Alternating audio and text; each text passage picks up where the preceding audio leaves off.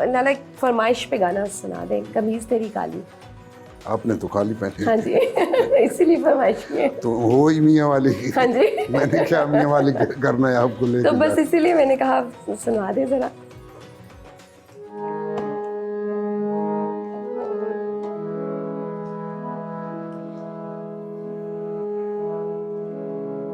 कमीज तेरी काली नी सोने फुल्लां वाली, भावे वसे तू वलैत असा करनी नी रैत, तेनू लेके जाना है मियाँ वाली। कमीज तेरी काली नी सोने फुल्लां वाली, नी चंबे दियां कलियां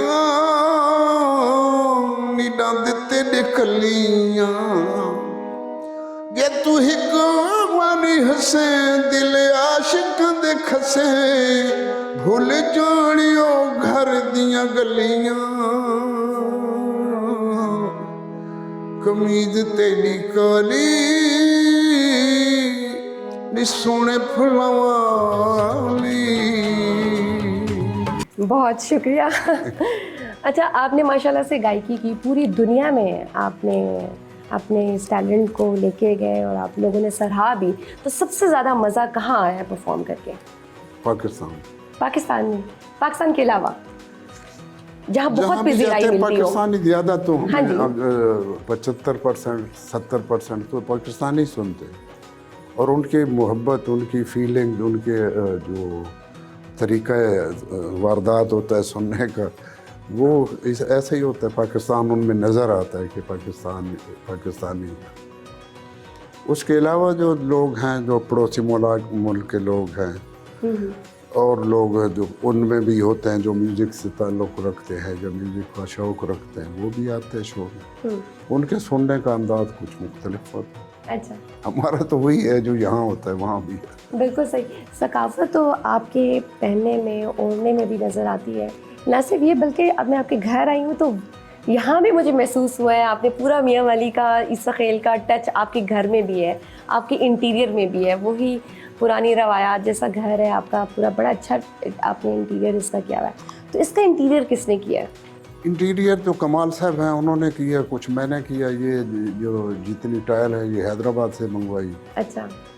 वो मुझे गाइड करते कि इस तरह की चीज़ फ़लाँ जगह मिलेगी, शो में करता रहा। फिर ये लकड़ी जितनी लगी हुई आप देख रहे हैं, ये सारी मैंने मियाँ पिपला से, कुंदियाँ से इकट्ठी की है।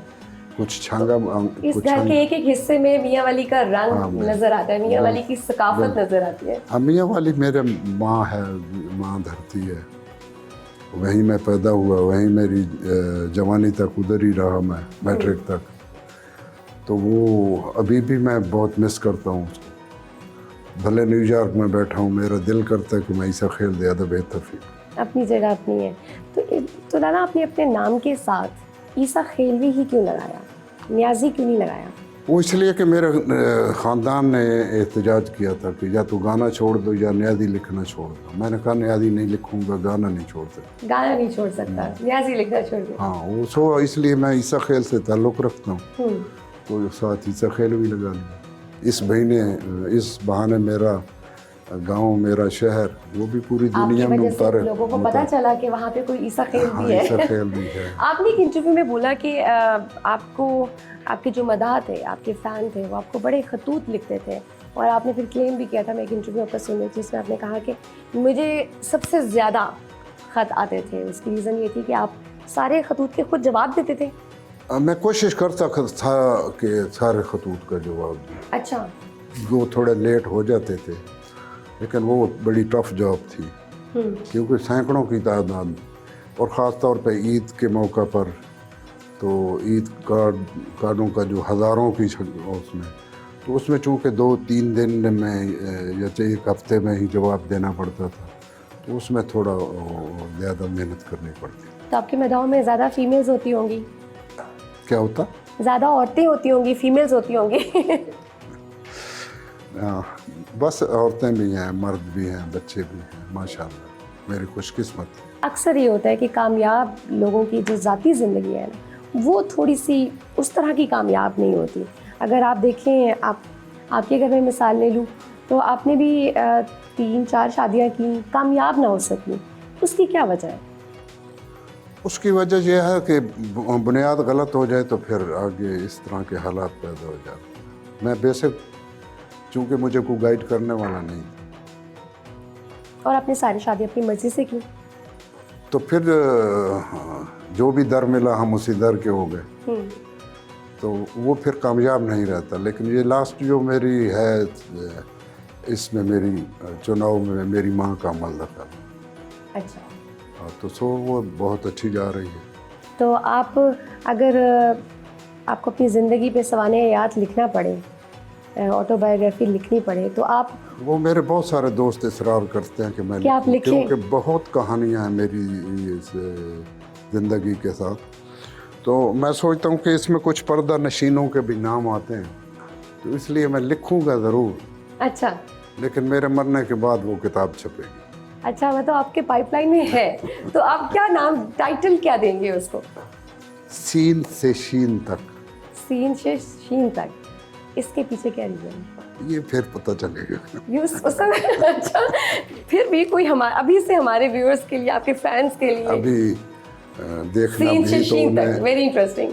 देखना भी तो उन्हें दूर से देखा करना, शेवा इश्क नहीं हुस्न को रुसवा करना।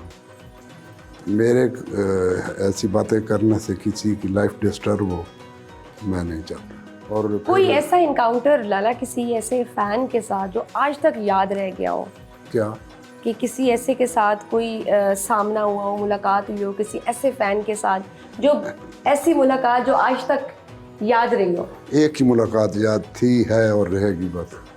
वो किसके साथ? बस वो एक हादसाती मुलाकात थी, हो गई। अच्छा, ठीक, वो आज तक आपको याद है? जी। सही, ये नहीं बताएंगे कौन है और क्या नहीं? कोई फायदा नहीं।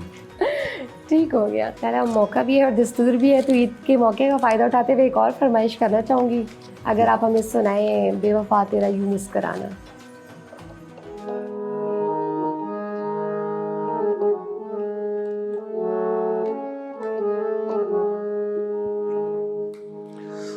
बेवफा यूं तेरा मुस्कुराना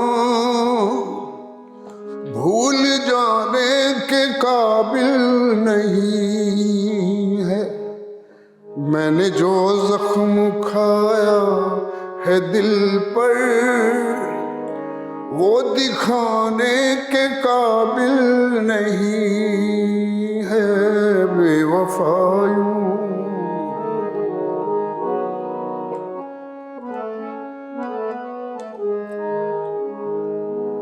मैंने खत लिख के उनको बुलाया, आपके कासिद ने दुखड़ा सुनाया। मैंने खत लिख के उनको बुलाया, आपके कासिद ने दुखड़ा सुनाया। उनके